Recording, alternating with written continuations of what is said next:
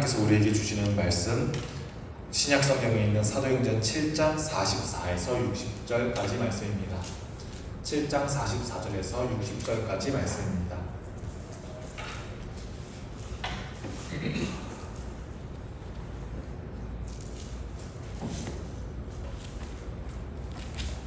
(44절에서 60절까지의) 말씀을 교독합니다.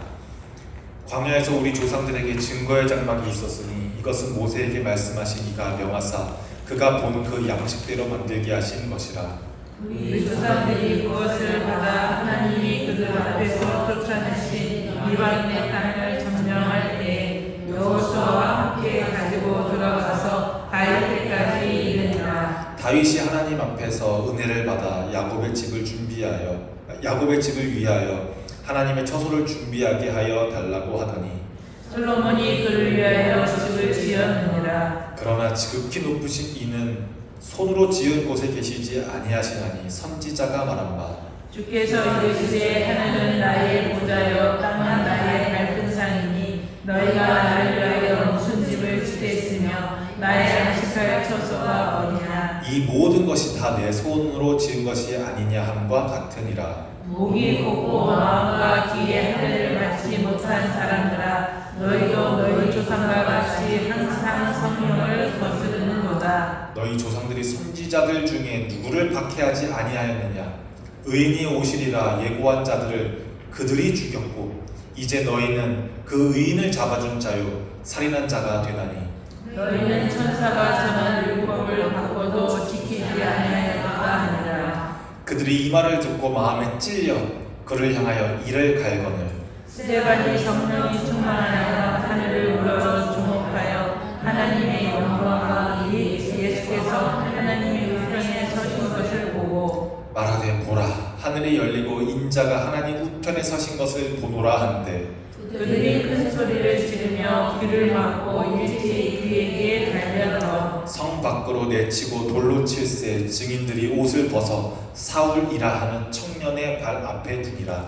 그들이 돌로 스데반을 치니 스데반이 부르짖어 이르되 주 예수여 내 영혼을 받으시옵소서 하고 함께 읽습니다. 무릎을 꿇고 크게 불러 이르되 주여 이 죄를 그들에게 돌리지 마옵소서. 이 말을 하고 자니라. 아멘. 네, 오늘은 스데반의 설교입니다. 교회라는 것이 생겼죠. 함께 모여서 기도하고 자기 물건을 나누는 모습이 초대교회였습니다. 이렇게 예수님처럼 살아가는 사람들이 점점점 늘어납니다. 제자들의 수도 늘어납니다. 그리고 이제 사역할 손길이 부족할 정도입니다. 그래서 사도들은 생각합니다. 말씀을 전하는 자들이 교회 봉사까지 하려니 사역까지 하려니 너무 혼돈되고 차별이 일어나서 안 되겠다. 그래서 우리 세운 직분이 무엇이었습니까? 집사라는 직분이었고 스빌브니 디바니 저는 학교에서 이렇게 외웠었는데 이렇게 스데반 집사와 7명의 집사를 세우게 됩니다. 이런 내용들이 사도행전 6장에 나오게 됩니다. 집사들을 세울 때 여러 기준들이 있었는데 그 기준 중 하나는 성령을 충만하게 받은 분이어야 했습니다. 그래서 성령을 충만하게 받으신 분들 중 스데반 집사님은 그 성령이 너무 흘러넘쳐서 가시는 곳마다 이적이 넘치고 하나님의 말씀을 증거하는 일에도 함께 하셨습니다. 그런데 이제 점점 예수 믿는 세력들이 늘어나자 이 예수님을 죽이는 데 앞장섰던 이 유대교인들은 별로 달갑지가 않습니다. 그리고 그들이 전하는 것은 우리가 지금까지 지켰던 율법과도 반하는 것 같고 예수님께서 워낙 하시던 말씀들이 유대교 전통과 반하는 것들이 많아서 별로 기분이 좋지 않습니다. 회당에서 그러니까 성경을 듣고 가르치는 곳에서 스데반이 여러 사람들과 논쟁을 합니다. 그렇게 논쟁을 할 때 너무 분하고 싫은데 이 사람이 성령이 충만하여서 표적과 이적 그리고 이 사람의 말을 듣는 사람들이 많아지니까 이 유대교인들 중 몇몇이 사람을 매수하여서 증인을 매수하여서 이 사람이 지금 성경을 모독하고 있습니다. 모세가 우리에게 준 율법, 이것에 전혀 반대되는 신성 모독을 하고 있습니다 라고 이제 누명 비슷하게 씌웁니다. 그러니까 이제 회당에서 이런 일로 잡혀 들어가서 이제 공회로 이제 제사장이 이제 심판하는 곳으로 이제 가게 됩니다. 6장에는 이렇게 나옵니다. 이 사람이 거룩한 곳, 우리 회당과 성전이지요. 거룩한 곳과 율법을 거슬러 말하기를 마지 아니합니다. 이 사람이 뭐라고 말하냐면요. 그때 몇 년 전에 죽은 그 나사렛 예수 있죠. 예수가 이 성전을 헐어버리고 모세가 우리에게 전하여 준 규례를 고치겠다고 말하는 이런 말을 하고 다닙니다 라고 이제 고발합니다. 그래서 이 회당에서 잡혀가서 공회로 끌려가게 됩니다. 이제 공회로 끌려가면 어떻게 해야 되냐면 제사장 앞에서 항변하면 됩니다. 제가 실제로는 그렇게 말하려는 게 아니었고요. 그 사람들은 진짜 제 말 들어본 적도 없는데 매수당해가지고 저를 잘못 고발한 사람들이에요. 아마 이런 식으로 항변을 하겠지요. 그런데 이 스데반이라는 분은 성경을 제가 보면서 와, 가장 예수님처럼 산 사람이 이 사람이 아닐까 싶습니다. 예수님께서 부활하셨다.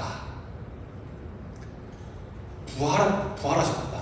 우리 어떤 사람의 정신을 정말 그대로 계승한 사람을 보면은 그 사람이 부활했다고 표현하는 것 많이 보신 적이 있으신가요? 정말 예수님께서 부활하셨다라고 싶은 장면이 이 스데반 집사님의 모습입니다. 이 억울하게 잡혀 들어간 스데반 집사님은 항변을 할 법도 한데 오히려 이들에게 은혜를 끼칠 만한, 이들에게 자신들의 들보를 보게 할, 끌려 들어가게 만들었던 그 사람들의 들보를 보게 할 말씀을 하시는데 그 장면이 스데반의 설교 7장입니다. 그래서 어쩔 수 없이 제가 본문을 설정할 때 너무 길게 설정하면 안 되니 이렇게 44절부터 60절까지 했는데 1절부터 60절까지 모든 내용이 스데반 집사님의 설교 내용입니다. 어떤 것으로 고발받았냐면 이 사람 지금 회당에서 말하는데 정통성이 없습니다. 율법을 무시하고 모세를 무시하고 이 장소의 거룩함을 무시하고 있습니다 라고 고발당했거든요. 그러니 스데반은 설교할 때 어떤 설교를 해야 돼요? 내가 여러분들에게 전하는 것이 정통성을 벗어나는 게 아니라는 것을 잘 알려줘야겠죠. 그래서 스데반 집사님은 설교를 하시는데 우리가 긴 기간 동안 보았던 구약의 내용을 한 장 분량으로 완전히 총정리하시고 이 구약에 있던 유대인들의 잘못을 스스로 돌이켜보게 하시거든요. 그러면서 이 듣는 유대인들의 마음을 찔리게 합니다. 우리가 스스로 율법을 우상화했구나. 하나님께서 우리에게 주신 규례와 율법을 우리가 우상화했구나를 깨닫게 만드는 장면이 이제 7장에 나옵니다. 그래서 이 시간에는 제가 설교하는 것보다 여러분들이 스데반의 설교를 들었으면 좋겠습니다. 스데반의 설교 사도행전 7장 1절을 제가 읽을 테니 여러분들께서 곰곰이 곱씹으면서 이 스데반 집사님의 설교를 함께 들어주시면 좋겠습니다. 지금 어떤 장면이냐면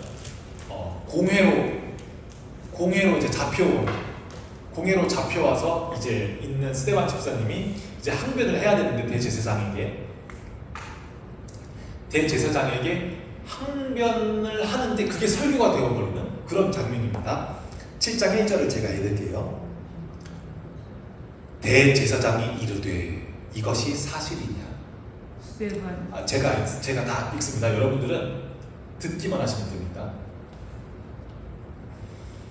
대제사장이 이르되 이것이 사실이냐? 스데반이 이르되 여러분 부형들이여 들으소서. 이제 구약 성경 처음부터의 내용을 완전히 이제 요약하면서 유대인들의 잘못을 스스로 느끼게끔 보여줍니다. 예수님께서 하셨던 설교가 우리의 잘못을 우리가 스스로 보게 하는 것처럼요. 여러분 부형들이여 들으소서.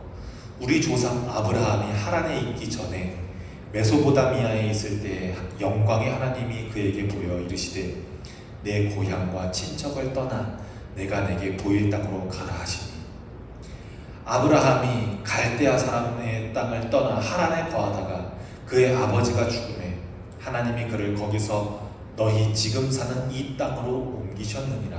이 땅은 가나안 땅을 말합니다.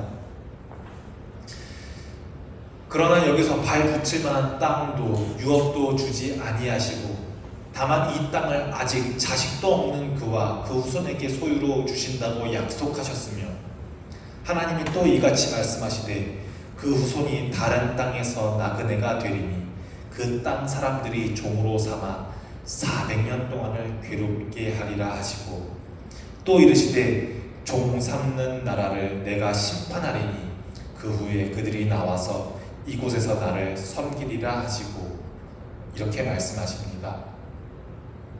애굽으로 갈 것과 그곳에서 400년 동안 종살이 하실 거라는 것을, 하지만 400년 이후에는 내가 다시 이곳으로 부스를 것이라는 것을 약속하셨습니다.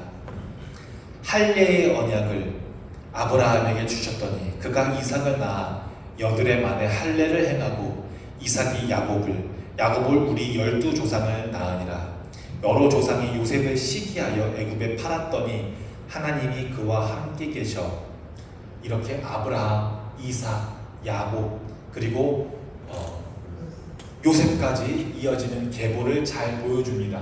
그런데 무엇을 행합니까? 할례를 행합니다. 남자 아이가 태어났을 때 8일째 되는 날에 표피를 베는 것입니다. 아픈 것입니다. 이 할례가 왜 나왔는지는 나중을 보시면 알 수 있습니다. 이 할례는 유대인들에게 당연하게 지켜지는 이 민족의 문화입니다.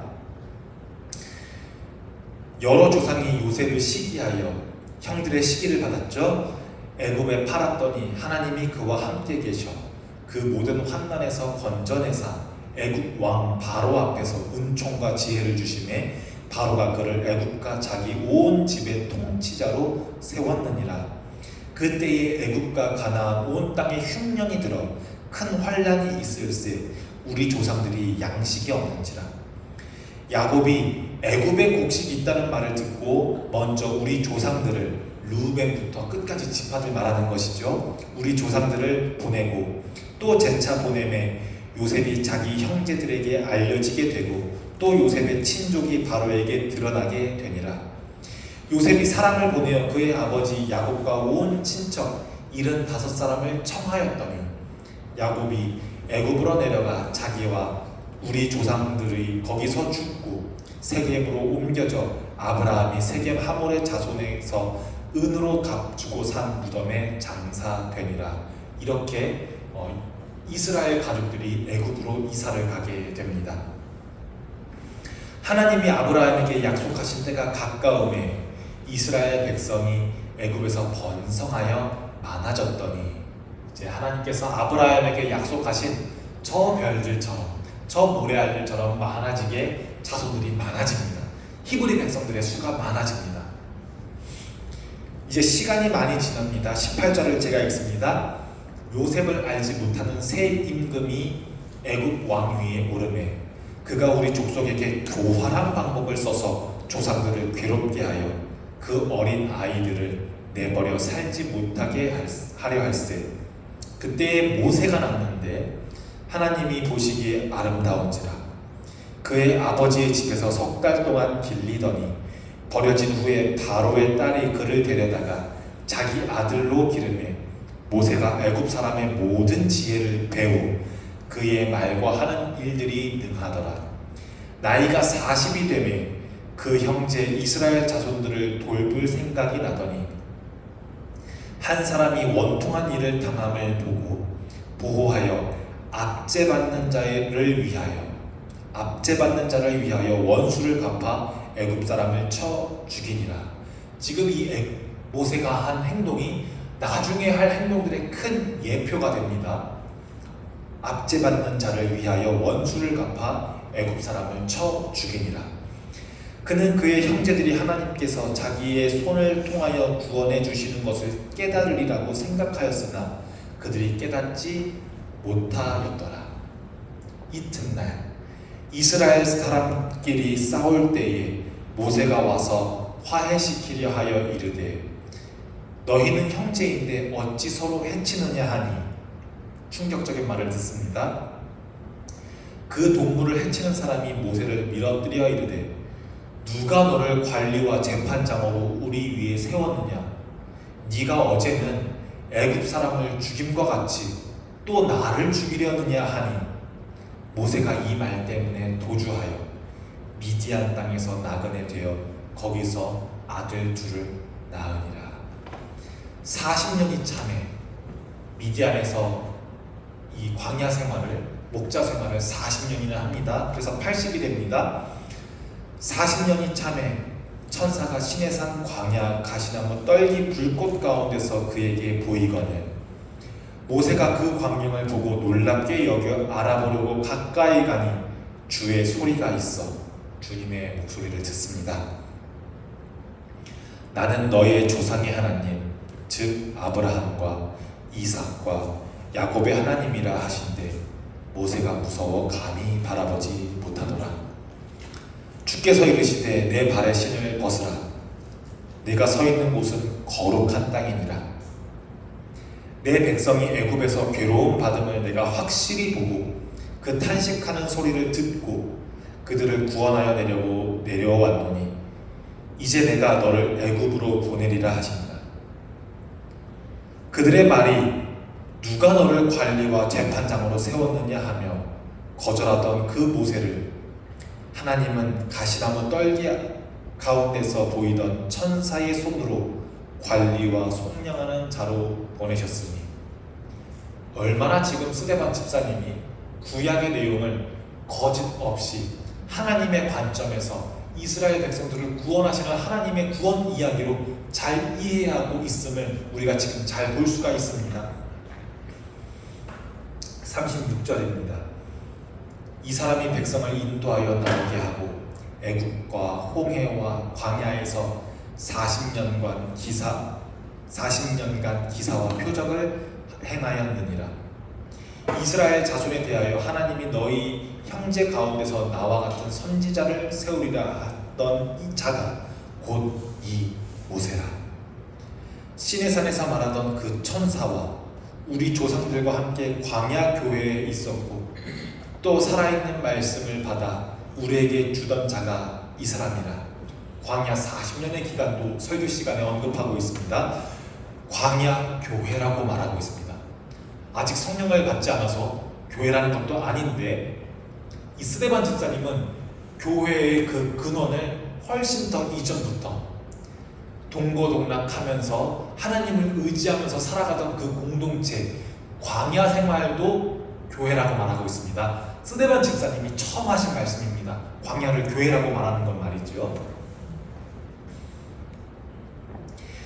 우리 조상들이 이제 이 조상들의 잘못을 우리가 하나님 앞에서 율법을 잘 행하던 하나님의 뜻대로 살아가지 않던 사람이라는 것을 잘 설교해 주려고 하십니다. 우리 조상들이 모세에게 복종하지 아니하고자 하여 거절하며 그 마음이 도리어 애굽으로 향하여 아론더러 이르되 우리를 인도할 신들을 우리를 위하여 만들라. 애굽 땅에서 우리를 인도하던 이 모세는 어떻게 되었는지 알지 못하노라 하고 모세가 시내산에서 율법을 받으러 올라갔는데 하루가 지나도 이틀이 지나도 오지 않으니 죽었다고 생각했습니다. 애굽 백성들, 애굽의 군대는 언제 다시 쳐들어올지 모르는데 이스라엘 백성들은 불안합니다. 그래서 우리 손으로 하나님을 만들고자 합니다. 41절입니다.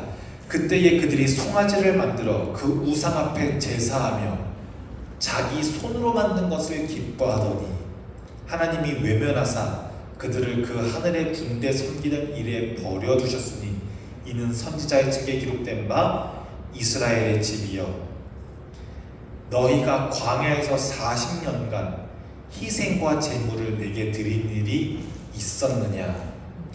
몰록의 장막과 신매판의 별을 받아들였으며 이것은 너희가 절하고자 하여 만든 형상으로다.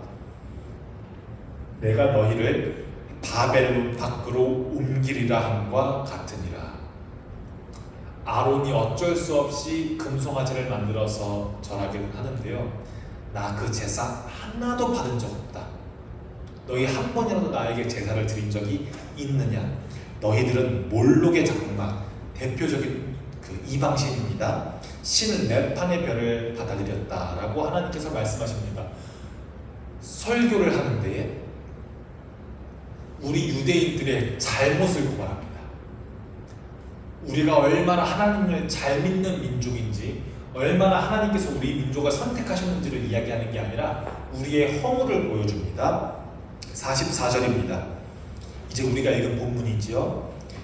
광야에서 우리 조상들에게 증거의 장막이 있었으니 증거의 장막 안에 그룹의 언약궤가 들어있습니다. 장막이 있었으니 이것은 모세에게 말씀하신 이가 명하사 그가 본 그 양식대로 만들게 하신 것이라. 우리 조상들이 그것을 받아 하나님이 그들 앞에서 쫓아내신 이방인들의 땅을 점령할 때에 여호수아와 함께 가지고 들어가서 다윗 때까지 이르니라. 자, 이렇게 시간이 확 지나가 버리죠.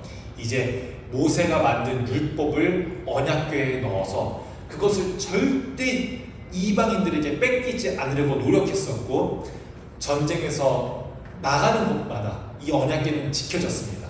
이게 여호수아의 가나안 전쟁부터 시작해서 사무엘 선지자, 다윗 왕까지 이어집니다.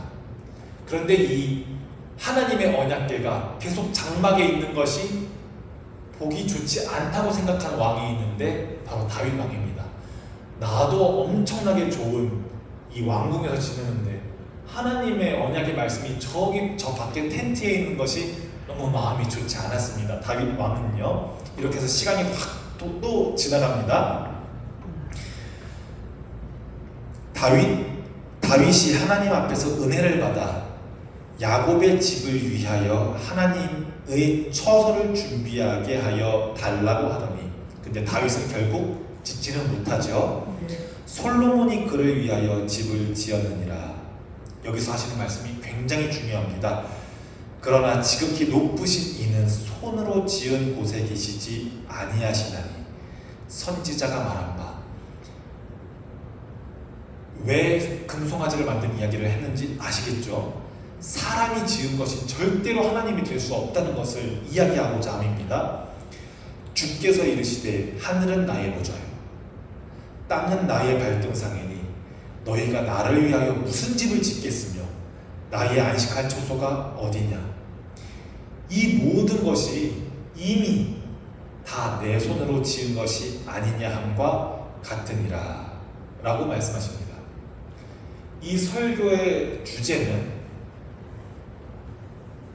지금 스테반 집사님은 구체적으로 노골적으로 언급하고 있지는 않지만, 여러분, 우리들의 조상이 선택받은 민족이 아닙니다.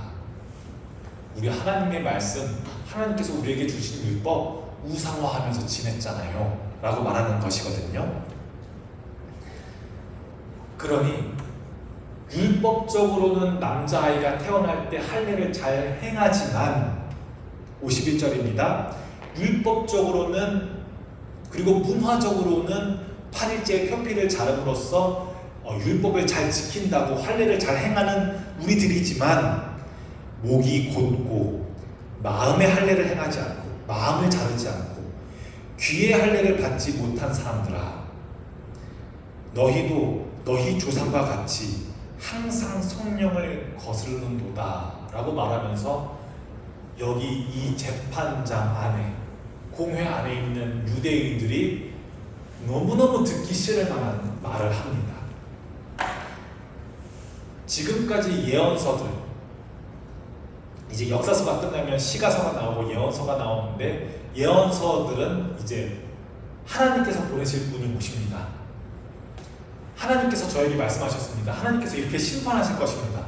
하지만 하나님께서 돌아오십시오. 회복시키실 것입니다. 예언서의 말씀들은 이런 말씀들이 대부분인데, 너희 조상들이 선지자들 중에 누구를 박해하지 아니하였느냐라고 말합니다. 하나님의 말씀을 듣고 온 사람들을 괴롭힌 사람 누구예요?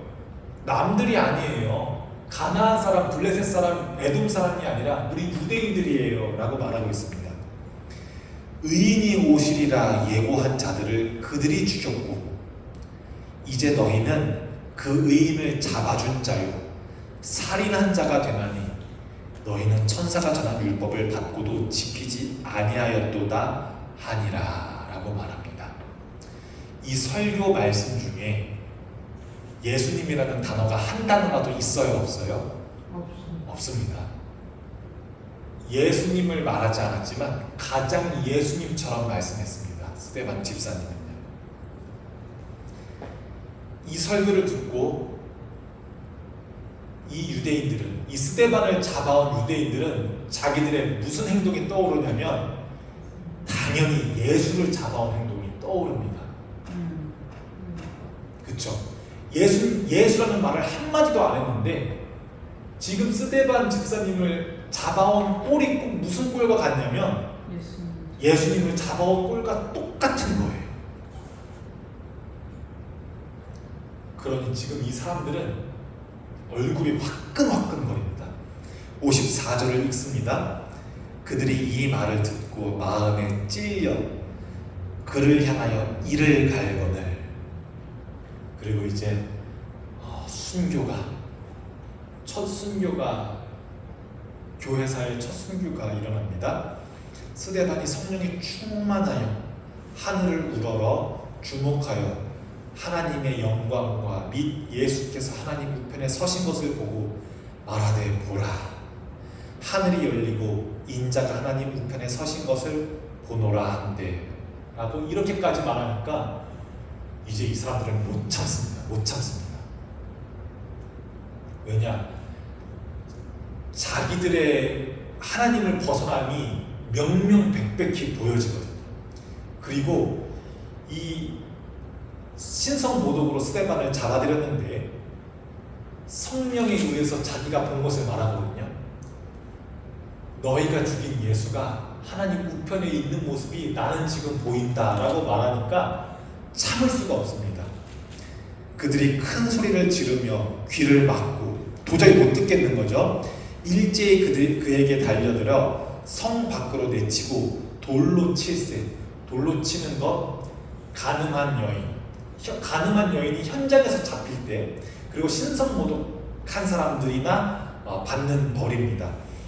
돌로 칠세 증인들이 옷을 벗어 사울이라 하는 청년 발 앞에 두니라. 제일 예수님처럼 산 모습이 보입니다. 자기는 억울하게 죽되 그 씨앗이 예수님은 제자들에게 넘어가게 한 것처럼 스데반은 자기의 사역의 씨앗이 바울에게 넘어가게 합니다. 옷을 벗어 사울이라 하는 청년의 발 앞에 두니라. 그들이 돌로 스데반을 치니 스데반이 부르짖어 이르되 주 예수여 내 영혼을 받으시옵소서 하고 무릎을 꿇고 크게 불러 이르되 주여 이 죄를 그들에게 돌리지 마옵소서. 이 말을 하고 죽으니라 라고 말하지 않고 자니라 라고 말하고 끝납니다. 정말 예수님께서 부활하신 모습이 이 스데반 집사님의 모습이 아닐까 싶습니다. 유대인들은 자기들의 소중한 역사 속에서 하나님께서 우리들에게 주신 율법을 우상화했습니다. 그래서 할례를 하기는 하는데 귀는 할례하지 않고 마음은 할례하지 않았습니다. 그러니 자기들의 잘못을 볼 수가 없습니다. 그래서 스데반은 설교했습니다. 우리 조상이, 스데반도 유대인이거든요. 우리 조상이 금송아지를 만들었잖아요. 우리 조상이 예수님을 죽였잖아요. 라고 말하면서 우리의 우상 섬김을 고발합니다. 우리도 이럴 수 있습니다. 우리도 기독교를 우상화할 수 있습니다. 여러분들이 오늘 이 스데반의 설교를 듣고 여러분들 마음 안에 있는 우상이 파괴되기를 바랍니다. 예수님 전하는 것이 우리의 목표가 아닙니다. 예수님 이름을 그대로 복송하는 것이 우리가 해야 될 일이 아닙니다.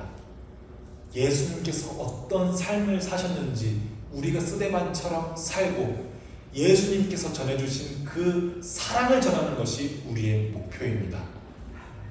여러분들 마음 안에 예수님의 사랑이 가득하고 그 사랑이 흘러 넘침으로 예수님처럼 사시는 여러분들이 되기를 축복합니다. 기도합니다. 사랑의 하나님 참으로 감사합니다. 오늘 스데반 집사님의 설교를 들었습니다. 하나님께서 주신 말씀을 우상화하는 그들의 모습을 보았습니다. 우리도 유대인들처럼 될 수 있습니다. 목이 곧을 수 있고 마음이 할례받지 않을 수 있습니다. 그러나 하나님, 우리의 마음이 찔리게 하셔서 우리가 스스로 우상화하고 있는 그 우상을 깨게 하시고 날마다 새롭게 주님의 복음으로 날마다 새롭게 하여 주시옵소서. 예수님의 이름으로 기도합니다. 아멘.